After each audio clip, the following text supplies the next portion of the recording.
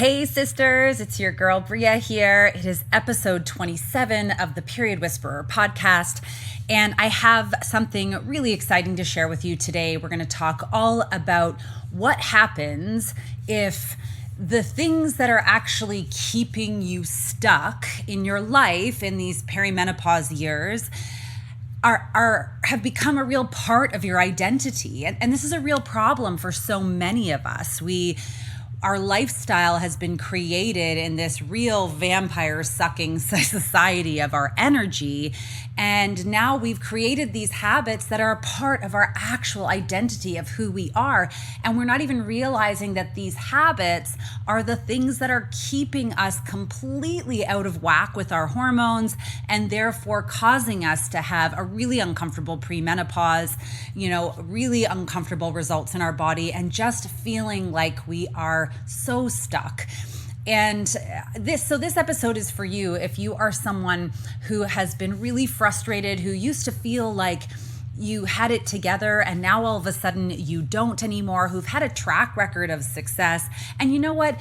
If you haven't felt like you've had a track record of success, this episode can be for you. It might help point out to you the habits that have been keeping you stuck for a long time. Youth is very forgiving for us, right? So we don't always recognize the compound effect of our decisions, whether they're negative or positive, until we reach this magical, mystical age of over 35. That is when we know for sure all of our decisions are starting to come together. This is why it can look different. 40 looks different on people because all the decisions we made up to this point compound into a place. So if you are feeling stuck in your body, hormonally challenged right now, not sure what is actually going on, but know you should feel better, then this is the episode for you. And before I forget, as we dive into this episode, I want to remind you that starting in September, you can work with me in two different ways. If you are someone who just needs a starting point and needs it self-paced, like you don't have a huge amount of time, you don't have, a lot of energy and money to invest, but you need something that is really clear and concise and direction with minimal support, I want to invite you to grab the link when you swipe up in the show notes here for the Gut and Hormone Health Protocol. This is a foundational piece that every time I start to fall off the wagon, I use for my own health. Every time one of my clients starts to hit a very stressful point in life or starts to feel a little out of sorts again, we bring them back to this piece. It is a foundational piece that is sure to get you results within 4 weeks and create a strong foundation. However, if you are someone who is a high achiever and knows that you want to invest in something that is really unique to you, that you want the support, the accountability, the real customized focus on your own growth and your own lifestyle, because you don't have time to mess around, I really want to invite you again to swipe up, click the link for my 1 month intensive health coaching opportunity. I only can take on 10 people every month when I do this. It is 4 weeks. It is intensive. And we are working together, you and me, closely and creating a plan that will get you results and set you on a path towards all of the results that you want. So I invite you to, again, swipe up in the show notes, click the links for either of those when you're really ready to make that change. Because like you, I can't stay stuck. I cannot do it. It drives me crazy. I don't have time for those shenanigans. I need to feel my best. All right. Are you ready to dive into this next episode? Let's do it.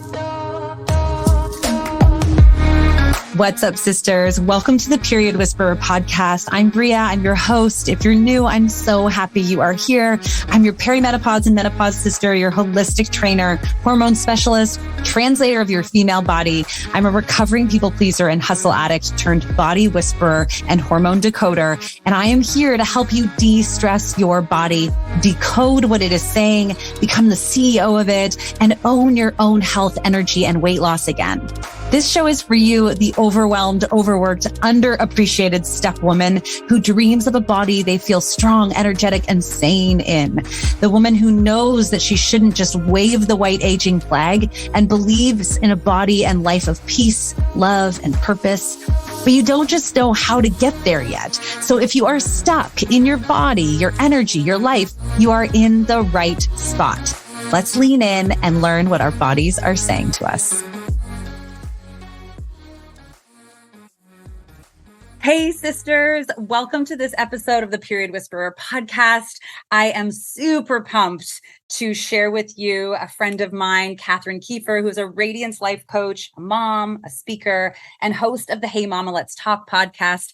And we are going to share with you some insight today on how we've lost our radiance as women, how it happens, how that impacts our hormones and our weight loss and our energy, and of course, how to bring it back. So sort of this aspect of our hormones that although creates a very tangible response in how we feel, is a little bit more intangible, wouldn't you say? Mm-hmm. Oh, yeah. So welcome, Kathryn. Welcome to the podcast. Thank you. I'm so thankful to be here. I can't even believe how full circle this moment has come. You're right. We've known each other for several years. We've worked in the health and fitness coaching industry for several years together or alongside each other. Mm-hmm. So it's cool to kind of reconnect in this new era of wellness where that I think has impacted both of us in a similar way, it sounds. Yeah. So why don't you tell us a little bit about your story and how you got to being a Radiance coach? Oh my goodness. I'll try and give you the short version. It's quite long. It's been a journey, to say the least. And my journey started back when I was a teenager, and I'm an identical twin, and we kind of look like the number 10, and it's very related to weight in my family. And I was a little unhappy, most teenagers, and my mom suggested that I would be happier if I went on a diet. And so my obsession with dieting and trying to lose weight started at the ripe old age of 12 when I went on the Atkins diet with my grandpa. And so my hormones, the poor things, didn't have a very good chance to begin with. So yeah, it started early, and I was brought up on a healthy diet of shame and guilt around your body. And anytime my grandmother met us, the first thing she'd point out is whether we'd gained or lost weight. Mm-hmm. And if you'd lost weight, you got praised hardcore. And so I had this really unhealthy relationship with food and weight, and I hated exercise. If you even would have suggested to me to work out, I would have been like, oh no, I don't work out. I watch what I eat. I didn't actually start working out until I was about 25. And so when people tell me I just can't get into that, I was like, I understand completely. So I started out with a network marketing company and became what I like to call a coach, but something didn't feel like finished with that, complete. So then I went to the Institute for Integrative Nutrition and finished their program, and I loved it so much. And now I can call myself a real health coach. And even that has been a journey. I graduated from that in 2017, and I really didn't start coming into who I am as a coach until now. And it's because I still had those extremely toxic thoughts about health and wellness. And I was trapped in this unhealthy health world that we've kind of created. And so I call myself a Radiance coach now because I've discovered the part that was missing was the joy and doing things because it felt good, not because I had to, or because it's what someone else was telling me. I feel like we're all also looking to quote gurus right now for what we need when we already know everything we need. We just need support in doing what feels right. And because it's almost really like hard. permission, right? Like permission that we have the answers. I think And I love that's right. Yes, I love that. And I say in my podcast that this is almost like your permission slip to dive deep and rediscover who you are, because we know who we are. We talked about this before we got on. When you're a kid, everything is magic. Everything brings you joy. You only want to do things that bring you joy. What do you do? What happens if you take a toy away from like a 4-year-old? They're going to freak out, because that was what was bringing them joy in the moment. And I'm not suggesting that we tune into our inner toddler, but I am suggesting that to really find health and wellness, we have to come from a place of radiance and bliss and joy. And that's what I'm even working on myself. So I love that. I have found as well in my coaching and connection with women around, the balancing of their hormones and weight release, that joy is 9 times out of 10 the missing element. Like we don't know how to find joy for several reasons. We don't know what joy looks like. We often relate it entirely to the time we have with our kids. And it's not to say our kids don't bring us joy, but it's like joy can be, it really does need to radiate within us, and something they teach us at the Integrative Institute of Nutrition, because that's where I went as well. Shout out to them. It was about primary food. And this is one of the things that stuck with me so much, is that there are so many cultures that have been proven to live the longest, healthiest, most fulfilling lives. And it's not because the food on their plate is quote unquote perfect or gluten-free or vegan or sugarless, it's because the primary food of life, which is, which are in our relationships, in our fulfillment, in our purpose, in our love, in our, all these things, it's because they're richest in this piece. And in fact, if you don't have healthy primary food, which is really less joy, then you can easily have a flawless food plate and be very, very unhealthy. And show me a person who is full of joy that is struggling with eating disorders or eating issues or even their hormones for the most part. Yeah. And I was that person. I had the perfect plate. I would not eat certain foods at any moment. It was awkward at like family events, and Kathryn's not going to eat that, or we have to find something Kathryn's going to eat. I was obsessed. I overcome orthorexia, which is an obsession about what you eat. And it stemmed from that beginning of, quote, doing the right thing and eating the right things. But again, if you hear in my dialogue, it's all coming from a place of fear and just negativity towards the body. And so I have started to learn to enjoy, like, if you're at a family event and there's birthday cake, eat that birthday cake. Sit with your family, enjoy every bite. And that is radiance also. It's discovering what feels truly good. And I know a lot of moms would think, or they could think, well, isn't that selfish if I'm just focused on my radiance? No, because it's the beautiful, beautiful analogy of when we fill our cup, the excess is just going to spill over onto our children, onto our families, onto everything. When we make our children the main focus of our lives, I think it does them a disservice, because then they grow up and they go out into the world and they're like, wait, this isn't just about me. So true. Yeah. Yeah. So tell me, we were talking before we hopped on about, how losing your radiance impacted your hormones specifically. Yes. Recognize that in there, which is what sort of brought you as well to this point. Can you share a bit more about that? Yes. So I was already a health coach, and I still was dealing with a lot of these perfection, obsession, thoughts. I have to do this the quote right way. And then COVID hit. And I feel like everyone's life kind of either made a really big shift in a positive way or a negative way. And it kind of starts with when COVID hit. Sure. Well, right. I was actually in training 2 weeks before the shutdown. I was in training to become a fitness instructor for this really intense cycling class. And I finished the program, but I couldn't become an instructor because you have to teach a live class and submit the video. And I couldn't do that because of COVID. So what did I do? I got myself an at-home cycle bike and I obsessively rode that thing. And I tried to shut out the world and the stress of what was going on. And I worked out so intensely and so hard that I completely wrecked my hormones. I lost my period for 1.5 years. Oh my God. And I was not pregnant, praise the Lord. I love children.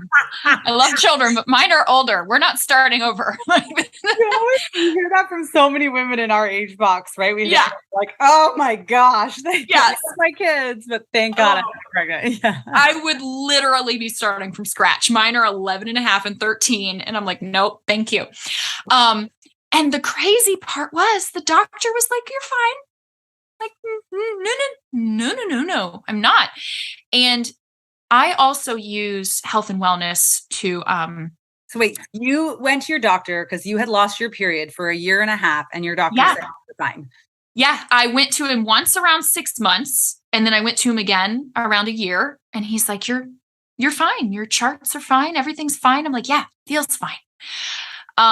And of course they just kept tying it back to my mental illness. And I'm like, no, we're all stressed right now. Yes. But something just, it's off. So, the universe, God, whatever you want to call it, definitely has a beautiful plan because at around the same time, I got a new neighbor and she is not only an acupressurist, but she is a Chinese medicine doctor. Oh, wow. She's incredible. She's one of my best friends. I love her. We don't live near her anymore, but during COVID, there is nothing anyone needed more than having your neighbor be an acupuncturist. So, she told me, she's like, you have to stop working out for a little while. And my world crumbled because my identity was wrapped up in being this quote, fitness person, this health person. And now there was like this shame and guilt around not working out. Mm-hmm. And so thankfully I still did walks and I still did, stretching and things. I didn't stop movement completely. I just had to stop the killing myself to try and get fit movement. Well, and you were saying before we hopped on, and maybe I'll have you say it again about if you're already, what women don't understand is that, because I get a lot of pushback as well as a personal trainer and fitness coach, I get a lot of pushback on, from people not wanting to stop their workouts. But what do you say about the stress? So when you're stressed, especially as a woman, your body is naturally releasing more cortisol, the stress hormone. So what happens when we do a high intensity workout, something that is really, really pushing our bodies and quote, crushing it, our body is producing cortisol. That's what it does. If you're in a healthy state of mind, that's wonderful. Your body just does it really quick and you get your burst of cortisol during your workout and that's fine. But if you are someone who's naturally stressed already, it produces more, which does not get you out of fight or flight ever. In fact, it makes it worse and your body stops the metabolism when you're in fight or flight. Your body stops burning fat, and it stores it. It increases it and stores it because it's like, ooh, wait a minute, we need more fat cells. So we got to store things. Yeah. So when you do these high intensity workouts, if you're already stressed, you're not going to see results and you're just going to feel worse. Yeah. Yeah. Something you said earlier, just a minute ago, I think we should go back to, which is that, for you, your identity was tied up in being this way. And so it became like, you were like, whoa, you're almost reluctant to change. And I think whether your identity is tied up in fitness or health or eating flawlessly, or whether your identity is tied up in doing all these things for all the other people, or being the best daughter, or the best partner, or the best mother, we have to be conscious. And I think this is what happens when you reach these perimenopause years, is that our body kind of hits a point where it's like no longer going to just do what you want it to do. We have to revisit what we are claiming is our identity. And I think that's part of what you're saying with this radiant. It's like, let's dig a little deeper and unearth like the real parts of ourselves, and not just put ourselves in this box of this is my identity. This is who I am. Yeah, exactly. It really, really stems back to that. In fact, I had a conversation with a friend, and she said something that just broke my heart, because like I had mentioned earlier, it was almost this feeling of, if I'm not fit, I'm not going to be loved, because that's how people see me. They see me as this girl in fitness, I model also, and they see me as this model. And my friend is acting right now. And she said, I feel so old. I feel so unattractive. And she's like, but it's this feeling of, if I'm not pretty, I'm not going to be loved. And it's visiting and sitting with these feelings and not trying to change them, not trying to push them away, but just recognizing that is somewhere you got that programming, and it's not your fault. Yes, I think that is so powerful. The sitting with the feelings. And I think a measuring tool that I have received that I find helpful to understand whether your identity is something you need to examine or not. And I think you reminded me of it with what you just said, is if you take something that is a part of what you quote unquote think is your identity, such as, and for me, it was the same. If I'm not fit, if I'm not super healthy, if I'm not, and for me, it was a lot more, if I'm not the nicest person in the room, what is my worth? And if the answer is less than, or it's not much, that's when you need to revisit that identity, because who you are when you are not doing or being for anyone else needs to be recognized as enough within you. Yeah. That is how you know what your real identity is.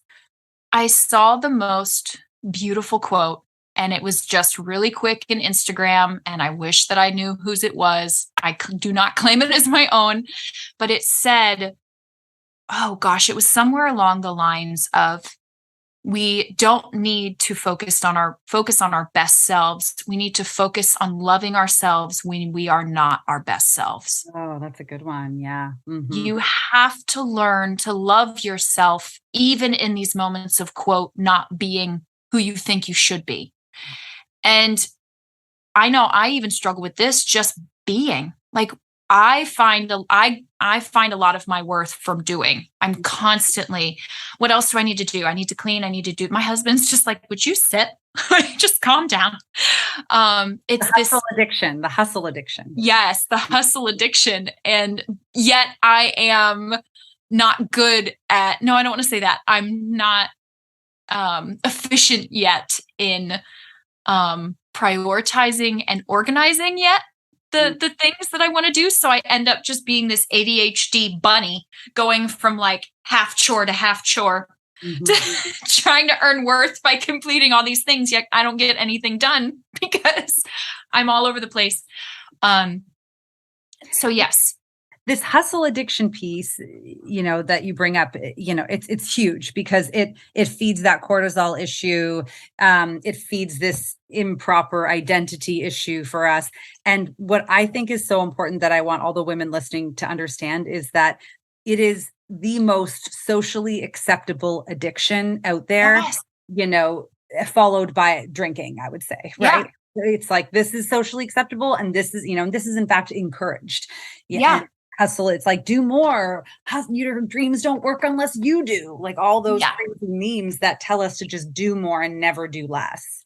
When in reality, if we are aligned with who we are and we're following the things that really bring us passion, like the reason I started a podcast wasn't because I felt like I had to, or I wanted to become a famous podcaster. It's because I love to talk.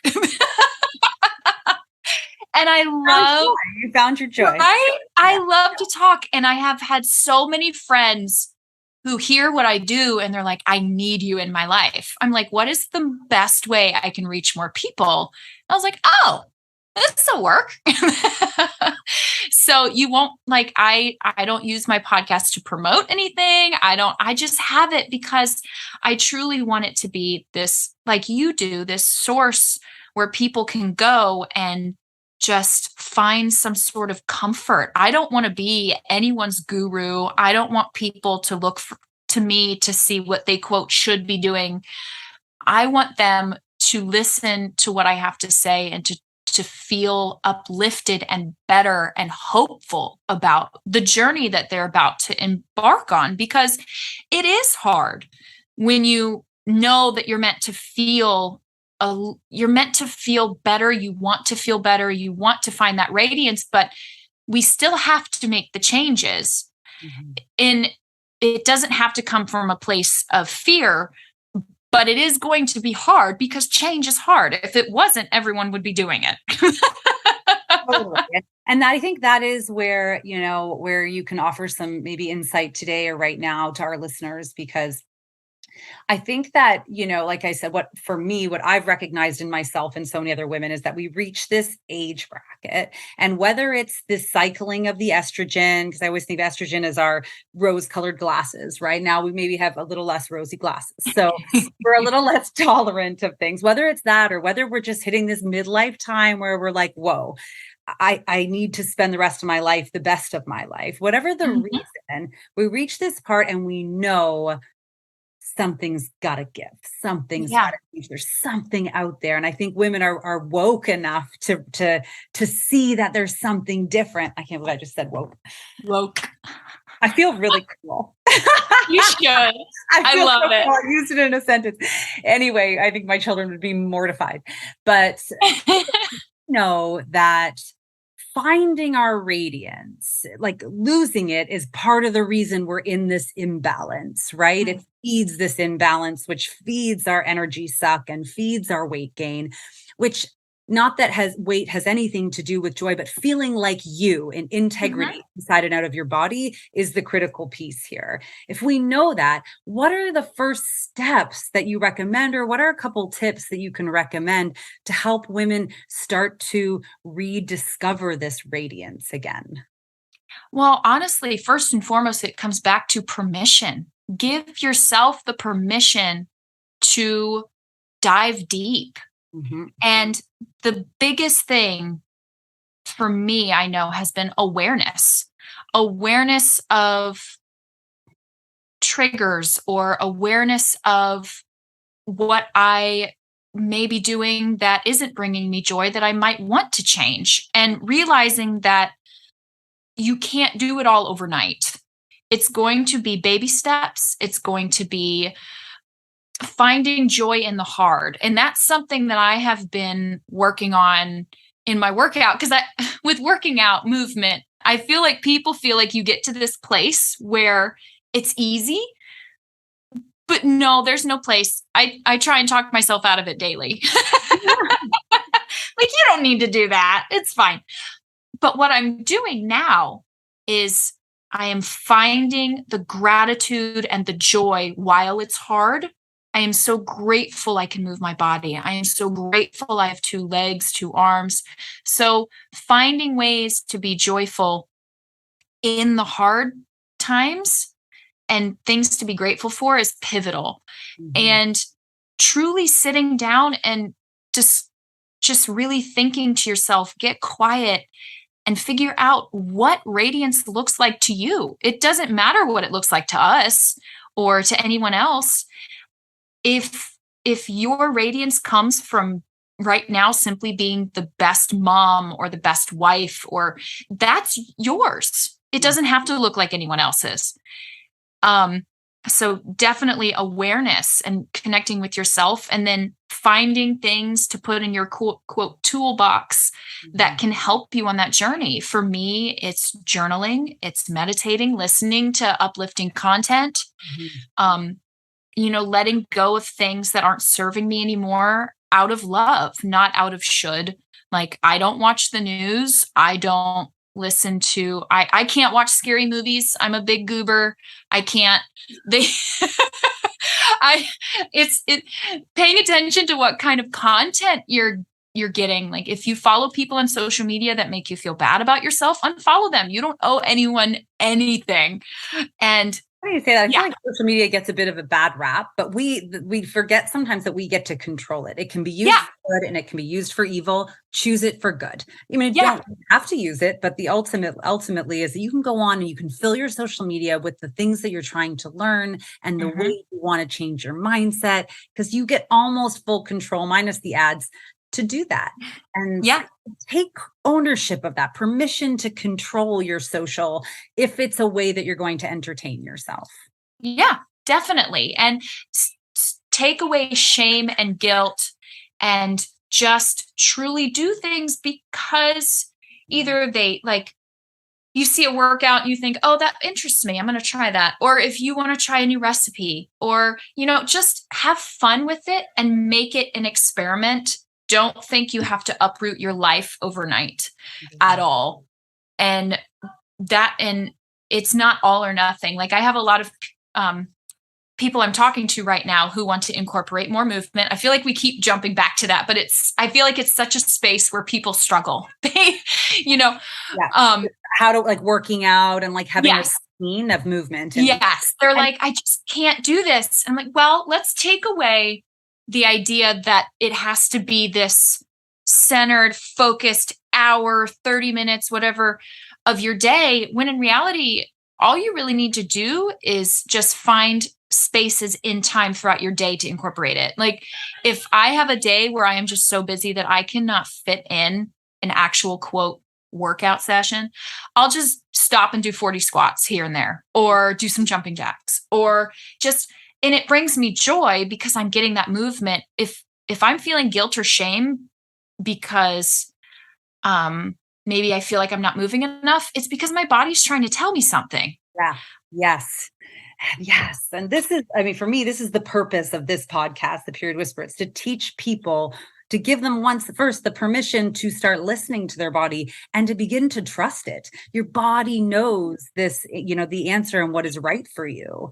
Yeah. And so I agree with you. We were talking before about, this mentality we all have about fitness. And look, if you want to win a body competition, you're going to have to be a dedicated, like in the gym fitness person. You want to run a triathlon. You're going to have to train. There's things like that. But if you want to be for optimal health in hormones, in blood sugar, in thyroid, in gut, in all of those things, the only thing you have to do for your body is movement. And this is what we were saying before. It's just moving the body in a way that creates space, releases stress, and expands instead of even contracts. So your fitness, your workout should be the thing that brings you more joy, that radiance. Does it make you happy to do it? If it doesn't, don't do it, man. Yeah. Time to do things that suck your energy. Yeah. And there is a space where you're not going to feel like doing it. That's not the same as literally like dreading it. Yes. Still do it to just start. That's the other thing. Just start. It doesn't have to be perfect. And that's with any health shift. Even if your idea is, instead of eating this candy bar, I'm going to have an apple. And you don't have to give up anything if you don't want to. Yeah. It's going back to, how does this make me feel? And that's one thing I'm really teaching my children too, because we're at a prime age right now with them where the body image starts to come up, and it's when mine really got solidified negatively. Yeah. But another thing I talk about is breaking family chains, and the negative body image has been a chain in my family for decades. My grandmother, God love her, her idea of a diet and winning was not eating all day and then rewarding yourself with cake. And I just see so many women suffer with body image, and I'm right there with them. I still get the thoughts, but we have to realize that just because we have them doesn't mean that they're true. Yes, it's conditioning. Yes, it's inherited, it's conditioning. It's the mind-blowing thing that I'm discovering is So not only were we in our mother's wombs and we inherited her stress and her, all of this trauma lives in DNA, we were in our grandmother's wombs. I love this fact. It's mind-blowing because our mom's eggs were produced when she was in the womb. And that's us, guys, mostly. So we have inherited. So give yourself grace knowing these things. I am not only trying to handle my, stuff, I'm having to clear up everyone else's. And you should be so proud of yourself if you are the one who is like, okay, I'll be the black sheep. Yeah, I got this. I can handle it. Mm-hmm. And be the chain breaker. And another thing I tell my kids, if they're fighting and they're teens, they do it. It's the circle of arguing. I'm like, guys, how does the circle stop? I'm like, somebody has to stop it. Well, that's good. I like this. I like yeah. this. I'm like, exactly. You have to be the one who steps into your radiance and says, no, I am not going to be this way anymore because it doesn't feel good. Yeah. Just because it's what feels normal does not mean it's what feels, doesn't mean it's what's right. Say it again, Kathryn. Say that. That was amazing. I just need to underline that. Yes. Put it in yeah. Say it one more time. Just because it feels normal doesn't mean it's what's right for you or what will bring you radiance. Amazing. Thank you so much. That was incredible. And so if people want to come and hear more about your radiance coaching and how to find this light and dust off this life within them, because it is within all of us, if they want to hear more from you, what is the best way? Instagram is where I am most active. We are a new coaching business, so we are slowly building, and the podcast is small but mighty. She has 2 episodes. Next week's episode, I'm really excited about. I'm interviewing my twin sister, so that's going to be amazing. Oh, I'm so excited. I'm so excited. So yes, the podcast is called Hey Mama, Let's Talk, and we can find it on iTunes, Spotify, all the usuals. Okay. Yeah. All the things. And your Instagram handle is It's at Kathryn Keefer, but it's Kathryn. Got it. Keefer. Perfect. I will put. I was like, thanks, Mom. Yeah. No, Starbucks never spells it right ever. That's funny. I love that. Thank you so much, Kathryn. This has been amazing. You're welcome. Right, and a great reminder that how our happiness does impact our hormones, and not to always go the other way around. That if my hormones are balanced, I'll be happy. How about if I find happiness, if I dig it out of myself and dust it off, my hormones will get balanced. Yep. Awesome. Exactly. Awesome. I'd like to check out your podcast. Have a great day. And thanks again. You too. Thank you. Bye-bye. Bye. Thank you so much for joining me on the Period Whisperer podcast. I want to encourage you to reach out to me directly and message me if there are topics or things you're struggling with so we can address those right where you are at. And of course, if you loved this episode, if you learned something, make sure to share it with your friends and please rate and review it wherever you get your podcasts.